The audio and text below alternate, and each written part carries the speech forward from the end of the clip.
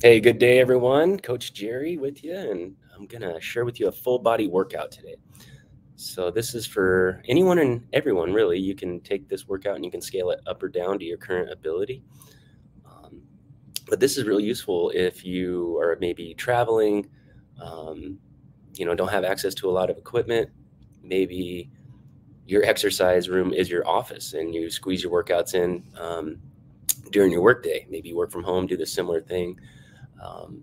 Particularly, I find things like this particularly useful when traveling as well. So this is just a quick full body workout. And also too, if you don't got anything going, you're not sure what to do in the gym, not super comfortable, maybe you're just getting back into it, this is a great one. This is a movement development program. It's designed to be very inclusive in the ranges of motion that we utilize and the primal patterns of movement, which we'll be having a course on that real shortly here in our community. So without further ado, let's get going on it. We got some stretches for you, and we got an A and a B day for you. So you can go ahead and just screenshot these if you'd like. And then we'll go through, and each one of these has a video. We'll go through a little video here.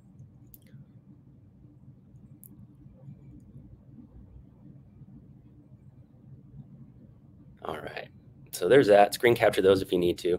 But we're just going to start here with the stretches. And with stretches, we do our best to work our way from top down, from the head down to the toes. The first one we're going to do here is just a little anterior neck stretch. These have instructions here. So it's real important with any neck stretches that we don't overdo it. Neck's very sensitive. And when we start messing with the length and tension of the neck and start creating pain responses, that really throws off the body's equilibrium. So we don't want to do that. So be real gentle with any of your neck stretches. We just got that. And again, I think of neck stretching as just like priming. Just, we don't get too wild, too crazy with any of it. So a couple neck stretches. And again, these are just very basic stretches, guys. Just designed to kind of generically cover the whole body here. That quadricep stretch. So once we start getting into the lower limb, we can really start getting active with our stretches. If you see what he's doing here, he's sinking into that stretch. But I like to, he's really sinking into that. But before he goes down, I would like to see a little downward pressure with that foot, activating the quad and then sinking into that stretch. But he's doing a good job here, opening up those hip flexors as well. So it's a quad and a hip flexor stretch. And then this one's kind of fun. This is real relaxing. Be very careful getting on the ball. This is our mentor, Paul Check here. Believe it or not, this guy's in his 60s. But really stretching out that side body, obliques, quadratus lumborum, the muscles that attach, from the rib cage down to the pelvis. And if those are tight, it's going to affect what's going on up at the shoulders and around the neck as well. Just going to get loose here. Good.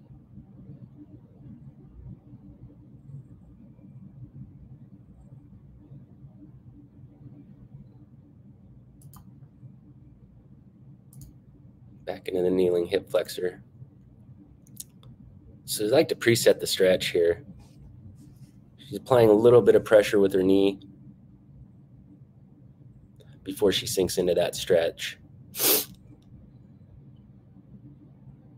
I'll show you what I mean here. Oops. Let's play again. So right here, oh, come on. I'm sorry, this software sucks. So when she's preset there, when she's preset here, before she goes into that stretch, I have my clients apply pressure with the knee the opposite way. So the stretch is going towards the back of her body, apply pressure towards the knee towards the front of her body. That engages the hip flexors. So when we engage the hip flexors, make them work a little bit, and then throw them into a stretch, the body's gonna take the stretch a lot better. It's called the contract relax method. So this next one. Now, if you got anything going on that you know is a problem in your lower back, like a spondylolisthesis or excess pelvic tilt anteriorly, and it's causing issues at L5, S1, or any of that region, you want to avoid this stretch. But chances are, if you have that condition, you already know that. So Paul is very thorough, as you notice in his other stretching video. It was quite lengthy. Same with this one, which we can all appreciate. So make it very apparent. He wants your nose out in front of his shin here. And Paul's just, as you can see here, he's having trouble getting over to his right side. And that's just lacking some internal rotation with the hips here. And now he's getting into it. He's sinking into his stretch. Much better.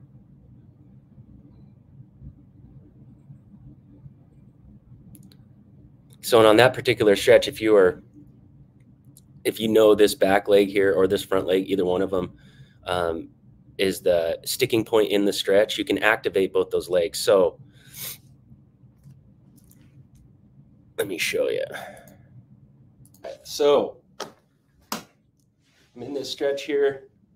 And much like Paul, I have a difficult time with internal rotation here. So to wake that up, I'm in this position. Just going to get up onto my knee a little bit, and I'm going to activate that internal rotator. 15 to 20. Okay. And same with the external rotator here. You know, if you're struggling to get here, and, oh man, it's really tough, what you can do is you can increase your internal or external rotation,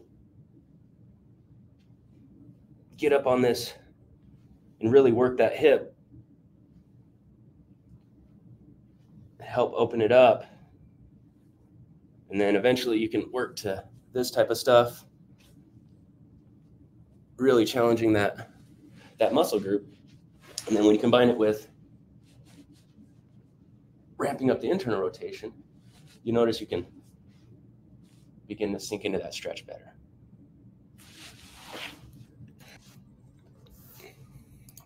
All right, and this next one is called the waiter's bow stretch. Just opening up the hamstrings and glutes, turn on the lumbar extensors here.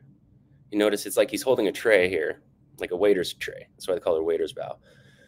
And it's like that tray's holding a bunch of glasses of wine, and your whole point is to be able to bend over and serve that wine without spilling it.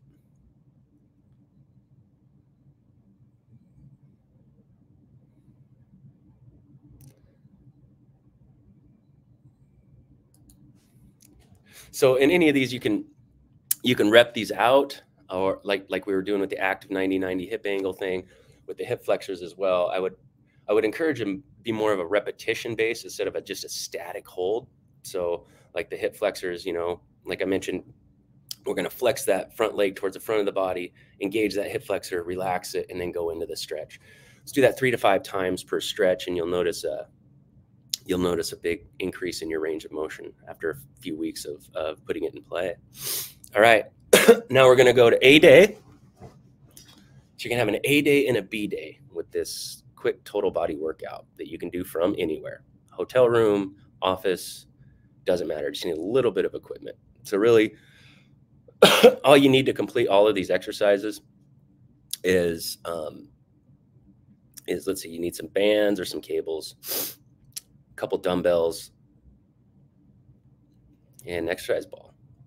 Maybe a box to step up on, or if you got some stairs around wherever you're at, you can make that happen. All right, so this first A day here, our first exercise, we're going to kneel on a Swiss ball for 60 seconds. Now, you might not be able to do this right away. That's fine. So what you want to do is you want to get that ball up against like a door jamb or a wall, or maybe you can have a broomstick or something like that to where you can safely get up on that ball and and secure your balance until you get comfortable doing it without holding on to something. Now, the whole purpose of this is, what this does is, if you can imagine getting on this ball, to be able to stay there, it's like, it's a whole body effort, and all the muscles that it takes to stabilize you on that ball are involuntary muscles. There are tonic muscle groups. They just turn on automatically. But at first, you're going to be trying to control that balance with the muscles that you do control, your prime mover muscles. And we want to turn on those inner unit involuntary muscle groups, because those are the ones that stabilize the body, keep the joints and spine healthy, as we do exercises. All right, so we're going to superset that with this kneeling barbell deadlift. Now, you don't need a barbell. If you just have a couple dumbbells, you can do this. Now, if you are more advanced in this, of course, you can do a standing Romanian deadlift, or you can do just a full deadlift. But really, this is for developing movement in the hip hinge pattern here. So if you've already got a good hip hinge, then awesome. But if you don't, this is a great exercise to safely develop that hinge pattern here. So this is a very important pattern. It's one of our seven primal patterns of movement. It's the bend pattern. And lacking the ability to bend correctly causes a lot of low back issues. It causes a lot of hip, knee, and ankle issues. And just be very mindful on this bend that you are getting good angles with your back and your hips here. So maintaining this lumbar extension and using the hips, the butt muscles, to straighten your body back out and end up like so. So if you can easily do that off the ground, then you can go ahead and move to standing. But if you move to standing, just make sure you're not being a macho man or macho woman and, you know, saying I'm too advanced for this move here. If you can't do it just like this from the ground, start with the ground until you can do it just like that from the ground, and then work your way up. So these little micro movement based exercises are really good. And I don't care how advanced you are, it's good to just go back to these once in a while and just do a corrective phase or a movement focus phase, micro movement focus phase for 4 to 6 weeks, you know, every several months or so. So that one is a regressed version of a deadlift, right? This one is a regressed version of a squat. This is called a supine hip extension with knee flexion.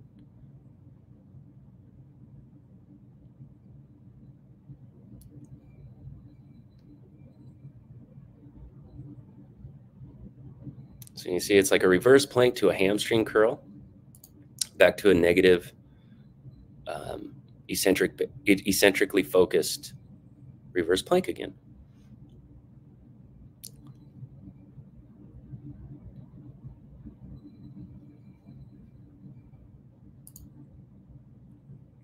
On the kneeling barbell deadlift and on the supine hip extension, we're looking at 8 to 12 reps. And with the kneeling on the Swiss ball, it's 1 repetition of 60 seconds. So you're going to superset the kneeling on the Swiss ball with the kneeling barbell deadlift. And it says here, tempo of 3-0-3. That's 3 on the way up, 0 pause, 3 on the way down. So he's doing more like a 3-2-3, but that's okay. You guys might recognize this guy too, JP Sears. Yeah, he's former faculty at the Czech Institute. All right, so and then we've got push-ups. Now again, if you've got a full push-up, if you can do 25 push-ups, no problem, and maintain this sort of alignment with your spine. Notice how her cervical spine, her head is in alignment with her hips. There's no breakdown in her form. Now, if you can do that for 25 reps in a full push-up mode, then you can graduate and just do regular push-ups. If you can't do 25 push-ups, but you can do 5 push-ups, then do 5 push-ups and 20 of these. All right. We got 8 to 15 reps here. I would like to see you working up to 25 reps in combination. Actually work up to 25 reps full-blown push-up, but to get there, do as many push-ups as you can per set. So let's say you can do 5 and then do 20 off of your knees. Now, if you really want to challenge yourself, you might not be able to do 25 off of your knees yet. Well, your set would be 5 on, 5 push-ups on, rest for 5 seconds, 5 more push-ups, rest for 5 seconds, 5 more push-ups, rest for 5 seconds, 5 more push-ups. So it's like a set with interruptions, with pauses, but you're not getting the full-blown rest period in between reps or in between sets of 5. I hope that makes sense, but I want to see you working up to 25 push-ups. If you can do 25 push-ups without stopping, that is the challenge in this group. And I would love to see you on the leaderboard of being able to do 25 push-ups without stopping. All right, next we got a box step up.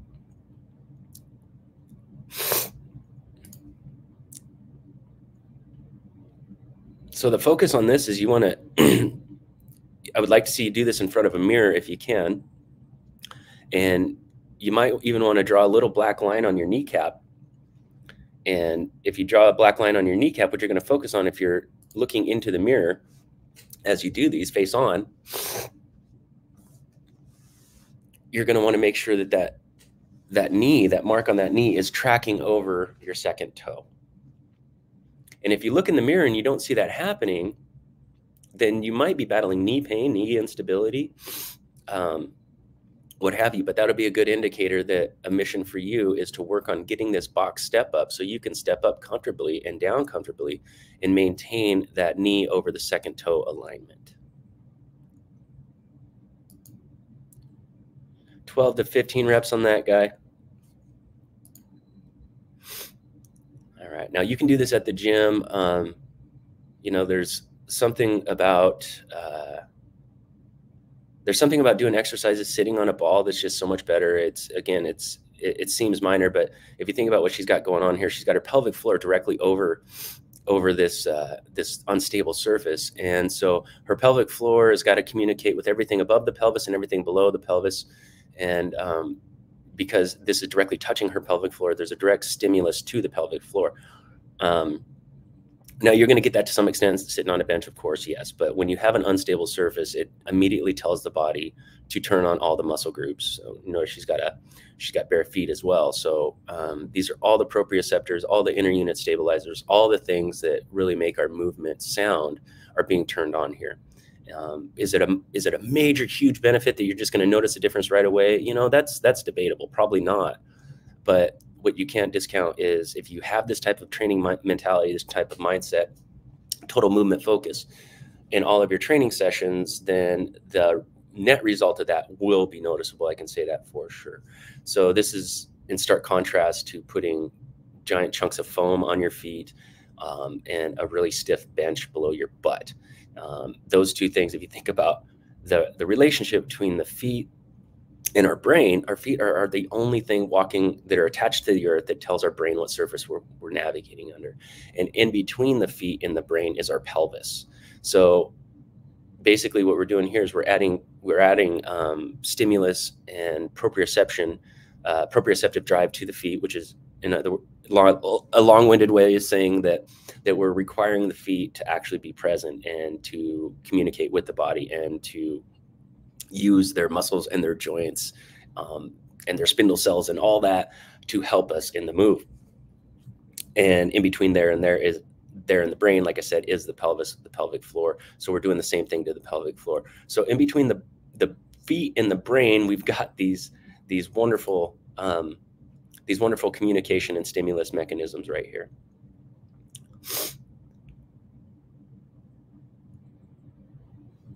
So we've got an alternating pull here. You can use cables or you can use bands.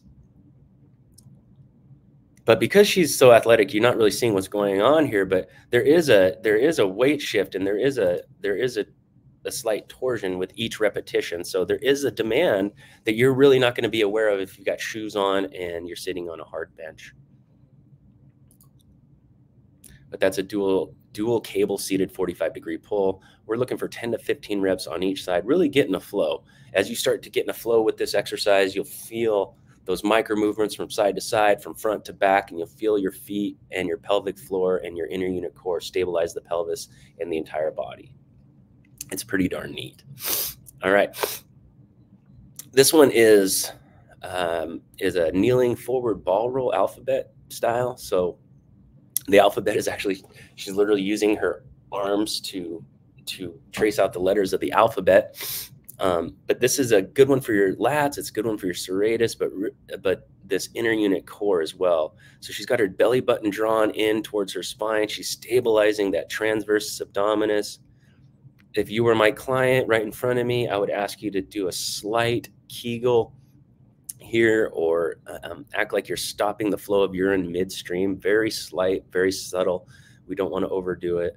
But drawing into the belly button plus doing that small Kegel is really going to enhance the compressive cylinder effect on our core and protect the low spine. So while she's out here in full extension, she's just doing like A, B, C, D, E, F, G.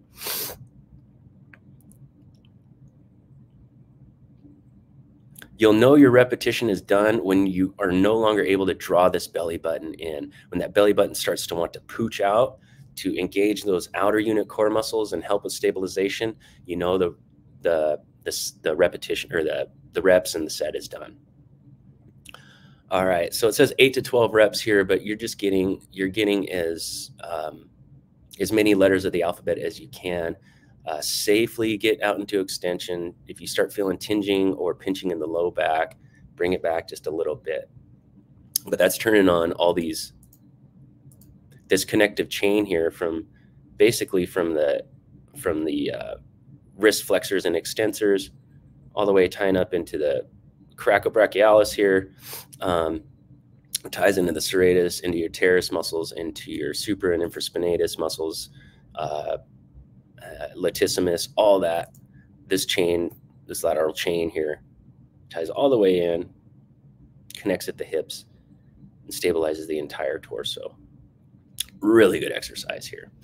All right, now all these have a specific tempo in mind, guys. I just recommend you just do a controlled moderate tempo, okay? So we're going to superset these two, superset these two, superset these two, and this one is a standalone exercise. So superset means you just do one, and then without rest, go right into the next one, almost like a mini circuit. All right, so that's your A workout, guys. Depending on how much rest you take, that's and how many sets you do. It's recommended anywhere from 2 to 3 sets.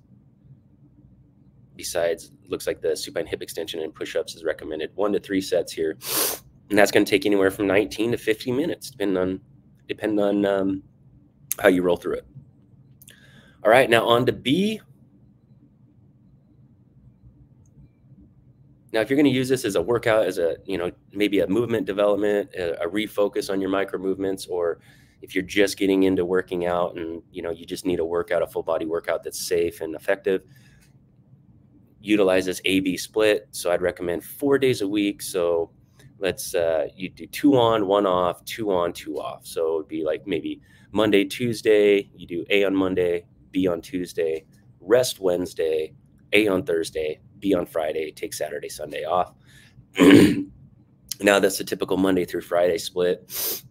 I recommend, if you can, make the gym part of your weekend, because you get more time in the gym on the weekends. You get to enjoy it more. You don't have a full workday ahead of you when you're done, or you're not doing it after a full workday. So if you want to make this a love affair with the gym, find a way to work the weekend into your split. That might be your recovery days. Maybe that's days where you go sauna, maybe you shoot some hoops, play some racquetball or pickleball or something like that. But fall in love with the gym, turn it into a love affair if you can. The more you can do that, the more likely it's going to last long term. All right, so B workout. We've got a static lunge, vertical shin here.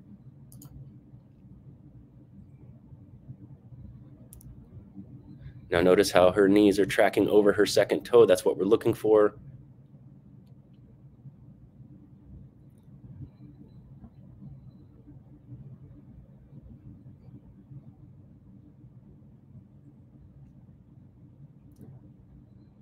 So pretty self-explanatory there. It's just a lunge. If you can't get all the way down to the ground, don't worry about it. You can get yourself you can get a box get a box and put it under your knee so you can lower down to a safe level, or you can just, you can just train within your ability range. So if you've only got currently mobility to go halfway down, then that's what you got. Like, she doesn't have perfect mobility here. Her IT bands are pulling her knees outward here, which isn't going to hurt her. It isn't going to harm her. It's just, as her coach, I would just advise that before she goes into this movement, that she stretches out her IT bands and turns her adductors on. Because, take a look at this again. This is something you can look for in your own movement here. See how that knee goes all the way to the outside? Her back knee goes all the way to the outside of her toes.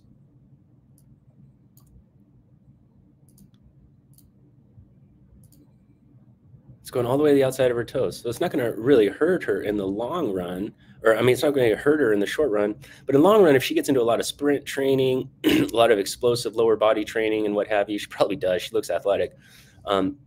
Eventually that tension is going to cause some knee issues. So I would just advise her to stretch her IT band and turn on her adductors before she gets going. All right. So this one, it might be a little more of an advanced move for you guys.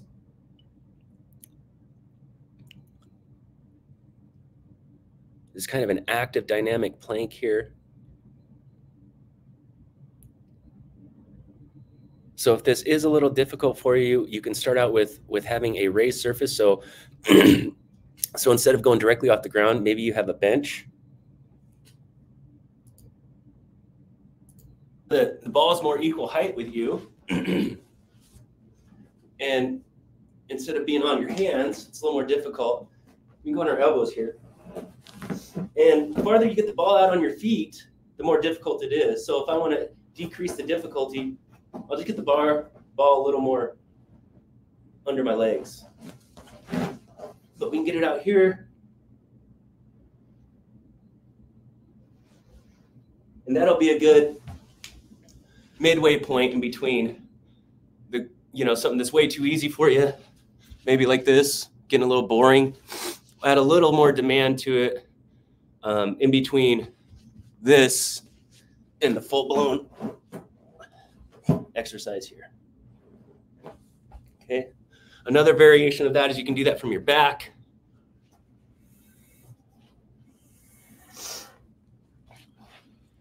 And I'm going to put my feet up on the ball here.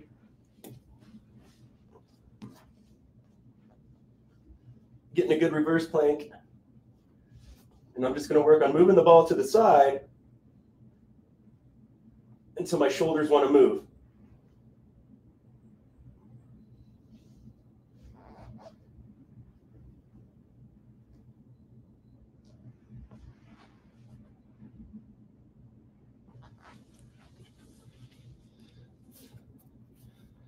And that puts a nice little demand for total body integration and pelvis stabilization. Sorry, I kind of look like a drunk Gomer Pyle here.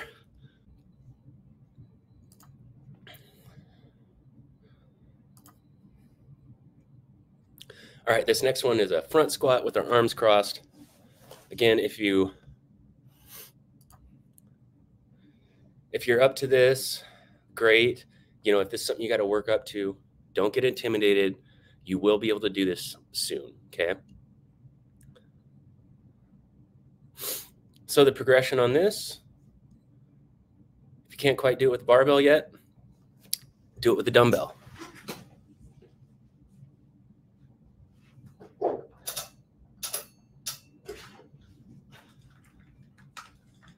So you can start with a dumbbell, work on the arms crossed right in front of you here.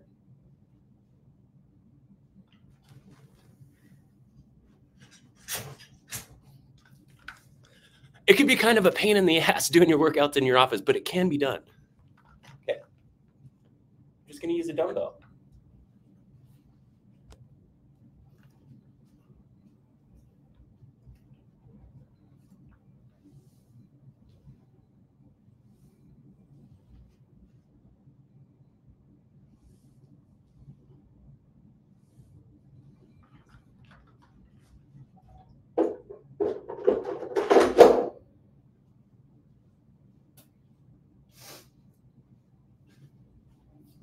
If you're not quite there yet, no problem. We do body weight, no weight.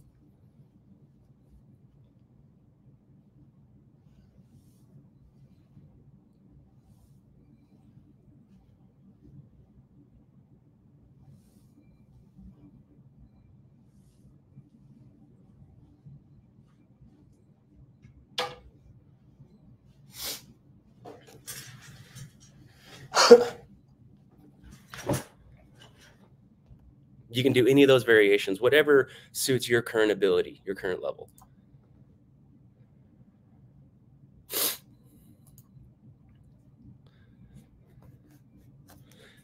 Recommends 12 to 15 reps here. I would say the more this is like an actual corrective phase for you, or an actual workout for you to get you back on your feet, you're going to want to stay in the higher repetition ranges, because the higher your repetition ranges are, the less weight you're going to be throwing on your body, and the less weight you're throwing on your body, the more you can focus on actual movement as opposed to just moving weight. If now if you're using this just as like a quickie workout, something to do while you're traveling or in the office, it's not your normal workout, but you need something for today, then you can really do whatever reps and weight scheme you want. It's just a movement program at that point, something to keep you moving.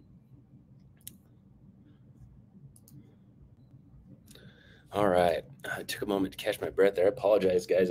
I feel like a Marlboro man right now, but battling this chest congestion that's going around. All right, so next we've got a twist pattern here. So, and yeah, I say twist pattern, I forgot to mention. So, guys, there's 7 primal patterns of movement. You've got the push, pull, twist, bend, squat, lunge, and gait. And really, every exercise is a variation of one of those movement patterns. Okay, so before I get into the twist pattern, let's go over what we've already covered in A and B day. All right. So we've got bend and squat, bend and squat. We got push. We got lunge and squat. We got bend and pull. Here we've got bend, pull, a little push too. Here we've got lunge. Let's see, this is, I guess this would be a bend pattern because it's working in extension to improve the stabilization in the bend. We got squat and we got twist. So let's see how many of the primal patterns of movement we've got in this. All right. So yeah, we got push, we got pull, we got lunge, we've got bend, we've got squat, we've got twist, and we've got gait. So we've got them all. Let's check here. We've got push. We've got pull. We've got lunge. We've got bend. We've got squat. We've got twist. We've got gait. All right, so we've got them all. Now we're going to go to twist. Again, you can do this with bands.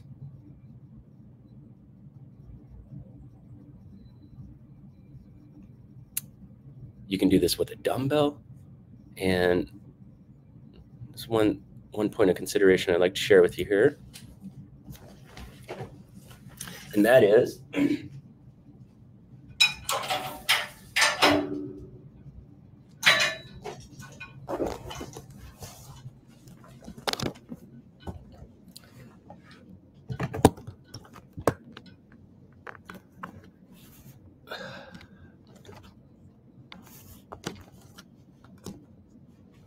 all right, as she's got that cable out in front of her,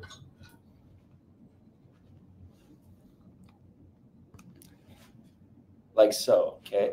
This is where the strengthening gets really difficult, or I'm sorry, the demand gets really difficult is when it's out in front of your body here. So what that does is that puts demand for shear protection on the spine. So shear is when our vertebrae slip a little like this, or twist and slide, okay? So in order to protect against shear, we've got to put ourselves into shear, into a shear position. So that's what she's doing. Now, if you aren't currently there, or that causes a lot of problems or feels unsafe, then you can do what's called Oh, I believe it's P and F. But so you got it from here. You bring it in close, twist, push out, bring it in close, twist, release, bring it in close, twist, release. Or something in between that and the final stage that you're seeing on the screen there is to bring it in, twist, out, in, twist, back, out, in, twist.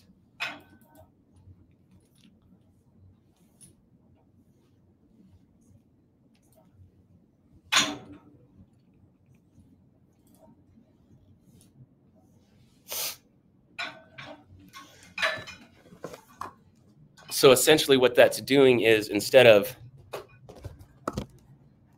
maintaining the long lever through the entire range of motion, you're shortening the lever, lengthening the lever, shortening the lever, lengthening the lever. So it's putting a demand to resist shear on the body without as much shear exposure. Now, that's only a consideration if it causes you problems to do that, okay? We don't want to ever intentionally hold ourselves back, but we don't want to put ourselves in a position of injury as well. So those are the two different ways you can scale that particular exercise.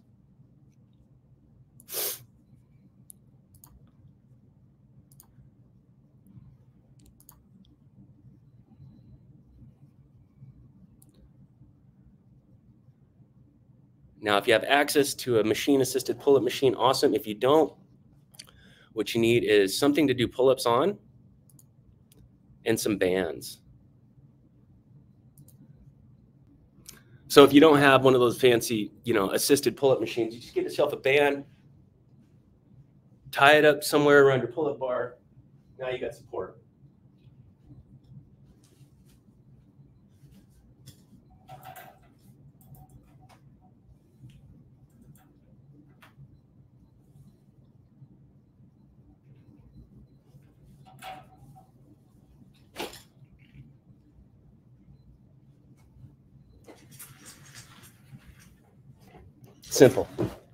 Simple and easy. Now, if you're working on your pull-up right now, you want to really focus on that negative, that return, that slow return. So you can actually get a box, you can jump up there and lower yourself down as much as you can. Jump up, lower yourself down as much as you can.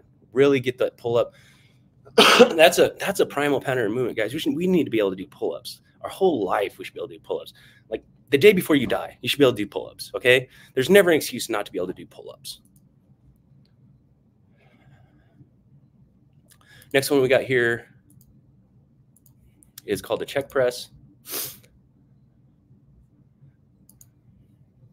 Maintain good spinal alignment, head over shoulders over hips, nice stacked, and open, press, close, release.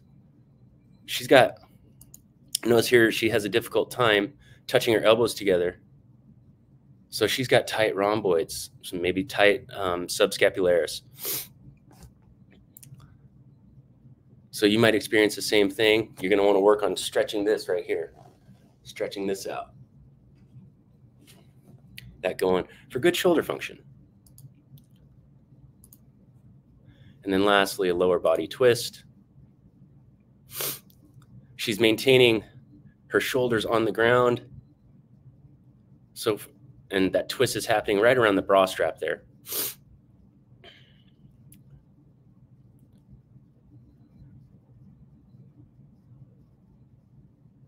So the rep is finished when either the legs touch or this back shoulder tries to come up off the ground.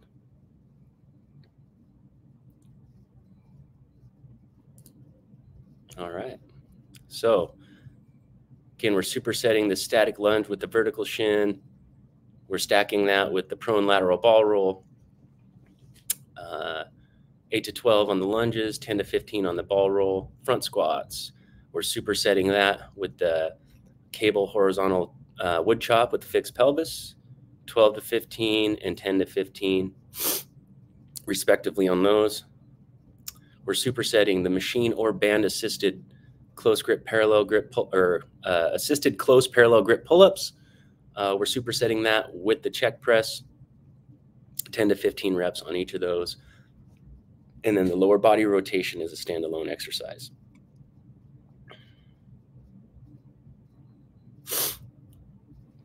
So we've got a lunge, we've got a push, and a bend assist pattern here. We've got a squat, we got a twist, we got a pull, we got a push, and we got a twist. All right. All right, guys, give that workout a chance, or give that workout a shot. See what it does for you. See how you like it, and let me know. Let us know in the comments. And for those of you that are working on your pull-ups, if you get your first pull-up doing this, let us know in the community. We'll put you on the leaderboard. When you get to 25 push-ups, I want to see a video. Post it in the community, and we'll put you on the leaderboard as well. You never know who you're going to inspire. All right, guys, I hope you appreciate that workout, and let me know what you want more of, and I'll get it up.